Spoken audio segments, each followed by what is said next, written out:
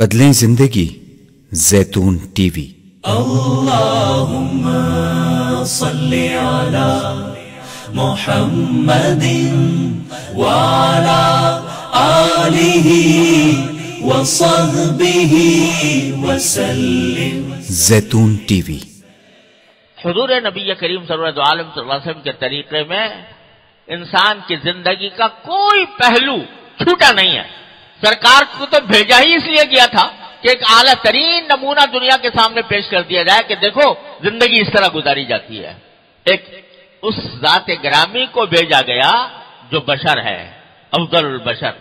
اسے بھی بھوک لگتی ہے، اسے بھی پیاس لگتی ہے، اس کے دل میں بھی خواہشات پیدا ہوتی ہیں، اس کی بھی ضروریات ہوتی ہیں، اس کی بھی حاجتیں ہوتی ہیں۔ تو آپ نے وہ ساری حاجتوں اور ساری ضرورتوں کو کس طرح پورا کیا جاتا ہے، وہ سرکار دو عالم صلی اللہ علیہ وسلم نے اپنی حیات طیبہ کے اندر اس کا نمونہ دکھا دیا۔ بھوک لگتی ہے تمہیں تو کھانا اس طرح کھاؤ، پیاس لگتی ہے پانی اس طرح پیو، نیند آتی ہے اس طرح سو، تمہیں گھر والوں کے ساتھ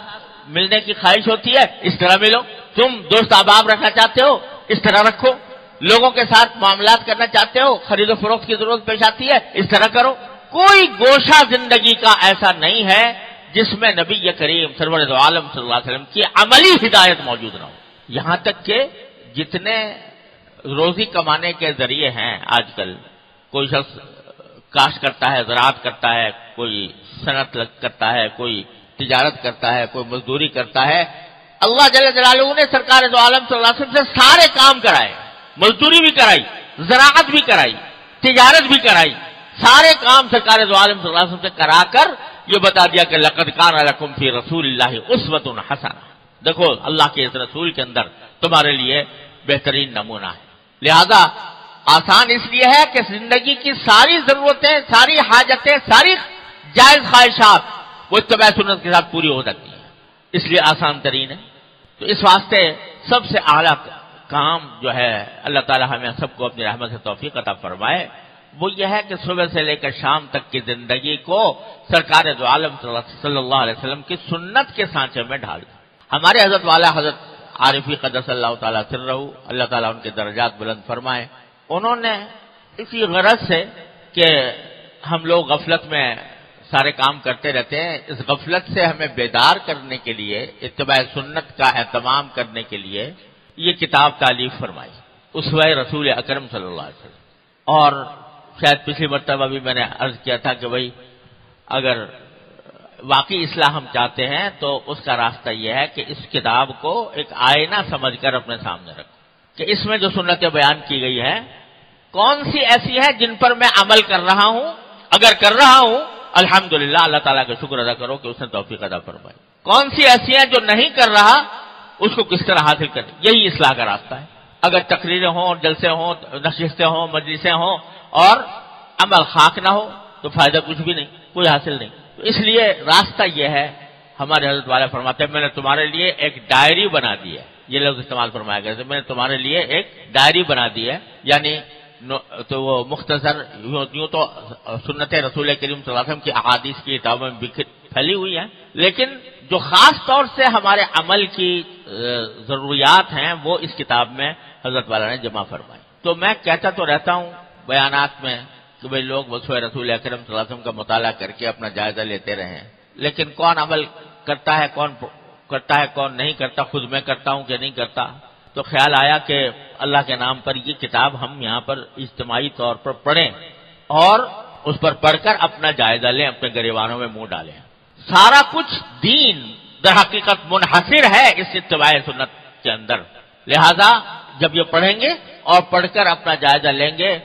اور ساتھ میں اللہ تعالیٰ سے دعا بھی کریں گے، کچھ اپنا عزم بھی تازہ کریں گے، تو کچھ بعید نہیں ہے کہ اللہ تبارک و تعالیٰ اپنے فضل و کرم سے ہم سب کو متبع سنت بنا دے۔ متبع سنت کا مطلب یہ بھی سمجھ لو کہ اتباع سنت صرف چند ظواہر کے اوپر میں منحصر نہیں ہے، ہم لوگوں نے اتباع سنت کو چند ظاہری چیزوں پر میں منحصر سمجھ رکھا ہے، ایسا نہیں ہے۔ سرکار دو عالم صلی اللہ علیہ وسلم کی سیرت طیبہ میں ہر زندگی کے ہر پہلو کے بارے میں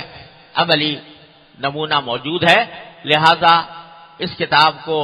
اللہ تعالی ہمیں صحیح طریقے سے پڑھنے کی، سمجھنے کی، عمل کرنے کی توفیق عطا فرمائے۔ تو میں اللہ کے نام پر آج سے یہ شروع کرتا ہوں اللہ جل جلالہ اپنے فضل و کرم سے، اپنی رحمت سے ہمیں صحیح نیت کے ساتھ، اخلاص کے ساتھ اس کو سمجھنے اور پڑھنے اور عمل کرنے کی توفیق عطا فرمائے۔ حضرت نے اس کتاب میں رسول کریم سرور عالم صلی اللہ علیہ وسلم کی سنتوں کے بیان کو شروع فرمایا ہے ایک حدیث سے جو صحیح بخاری کے اندر آئی ہے۔ حدیث میں یہ حدیث ہے حضرت عبداللہ ابن عمر رضی اللہ تعالی عنہما سے مروی ہے۔ حضرت عبداللہ ابن عمر حضرت عمرو بن عاص رضی اللہ عنہ کے صاحبزادے ہیں اور بڑے عابد و زاہد بزرگ صحابہ کرام میں بہت اونچا مقام ہے ان کا۔ وہ ویسے تو رسول کریم صلی اللہ علیہ وسلم کے عاشق تھے، قرآن و سنت ہی کو اپنا معیار بنایا ہوا تھا، لیکن کسی وجہ سے ان کا شام وغیرہ آنا جانا بکثرت ہوتا تھا، تو عیسائیوں اور یہودیوں سے، اہل کتاب سے بھی ان کے تعلقات تھے اور ان سے بھی ملنا جلنا ہوتا رہتا تھا۔ اسی وجہ سے ان یہودیوں کی جو تورات تھی اس کا انہوں نے کچھ مطالعہ کیا ہوا تھا، اور تورات اصل میں تو وہ کتاب ہے جو حضرت موسیٰ علیہ السلام پر نازل ہوئی، لیکن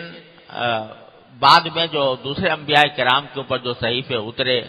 جو آسمانی کتابیں آئیں، ان کے مجموعے کو بھی تورات کہا دیا جاتا ہے توسعاً۔ آج کل جو بائبل کہلاتی ہے، بائبل یہ در حقیقت مجموعہ ہے ان تمام آسمانی کتابوں کا جو حضرت موسیٰ علیہ السلام سے لے کر حضرت عیسیٰ علیہ السلام تک مختلف پیغمبروں پر نازل ہوئے۔ اس میں تورات بھی ہے، زبور بھی ہے، انجیل بھی ہے، اگرچہ عیسائیوں و یہودیوں نے اس میں بہت کچھ تحریف کر دی، بگاڑ ڈالا، لیکن اصلاً وہ صحیفے ہیں جو مختلف انبیاء کرام پر نازل ہوئے تھے۔ لہذا اس میں یہ بات نہیں ہے کہ ہر بات غلط ہو یا ہر بات تحریف شدہ ہو، کچھ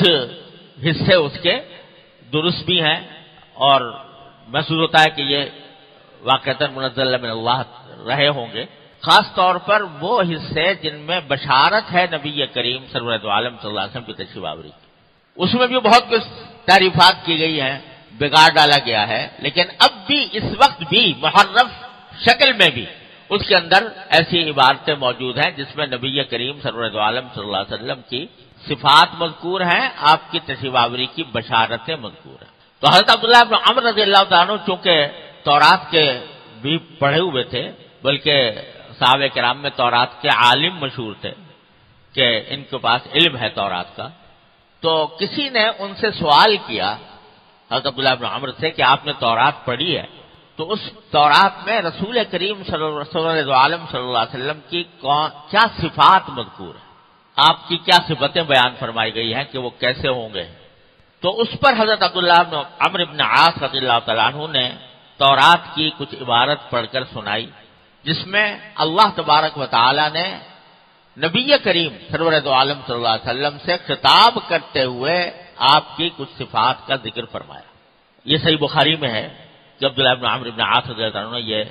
بتایا کہ تورات میں نے یہ پڑھا ہے کہ رسول کریم صلی اللہ علیہ وسلم سے اللہ تبارک و تعالی نے خطاب کرتے ہوئے یہ الفاظ فرمائے۔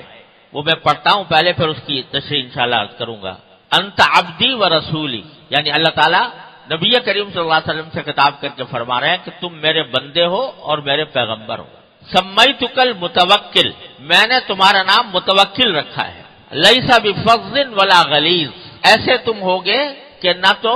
بد اخلاق ہوگے نہ سنگ دل ہوگے، ولا سخاب فی الاسواق، اور نہ بازاروں میں شور کرنے والے ہوگے کہ بازاروں میں شور کرتے پھرو، لا ولا يدفع السیئۃ بالسیئۃ، اور ایسے نہیں ہوگے کہ جو برائی کا بدلہ برائی سے دیں، برائی کا بدلہ برائی سے نہیں دینے والے ہوگے، ولکن یعفو و یغفر، اس کے بجائے تم ایسے ہوگے کہ معاف کرنے والے ہوگے اور درگزر کرنے والے ہوگے۔ کوئی آدمی اگر تمہیں کوئی تکلیف پہنچائے یا کوئی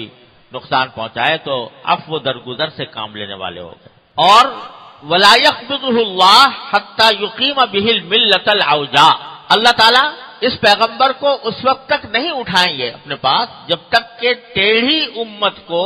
سیدھے راستے پر نہ لے آئے۔ وَيَفْتَحَ بِهِ أَعْيُنًا عُمْيًا، اور ان کے ذریعے اندھی آنکھیں کھول نہ دیں، وَآذَانًا صُمًّا، اور بہرے کانوں کو کھول نہ دیں، وَقُلُوبًا غُلْفًا، اور ان دلوں کو کھول نہ دیں کہ جن کے اوپر غلاف چڑھا ہوا ہے۔ یہ الفاظ بتائے حضرت عبداللہ بن عمرو بن عاص رضی اللہ تعالیٰ عنہ نے کہ تورات میں نبی کریم سرور دو عالم صلی اللہ علیہ وسلم کی صفات میں یہ الفاظ مذکور ہیں۔ میں جس زمانے میں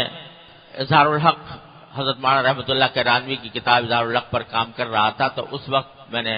حضرت مولانا نے وہ بشارتیں جمع کی ہیں جو ان کتابوں میں رسول کریم صلی اللہ علیہ وسلم کی مذکور ہیں، تو ان میں تقریباً یہ ملتے جلتے الفاظ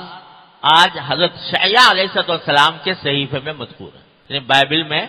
ایک صحیفہ ہے جو حضرت شعیہ علیہ السلام کی طرف منسوب ہے، اس میں یہ الفاظ ہیں تقریباً۔ اس میں جیسے یہاں پر فرمایا گیا کہ وہ بازار میں اس کو شور شغب کرنے والا نہیں ہوگا، تو اس میں الفاظ یہ ہے کہ وہ مسلے ہوئے سرکنڈے کو نہیں توڑے گا، ٹمٹماتی بتی کو نہیں بجھائے گا، اور بازاروں میں اس کی آواز سنائی نہیں دے گی، اور وہ اس وقت تک نہیں جائے گا جب تک کہ پتھر کے بت اوندھے منہ نہیں گر پڑیں گے۔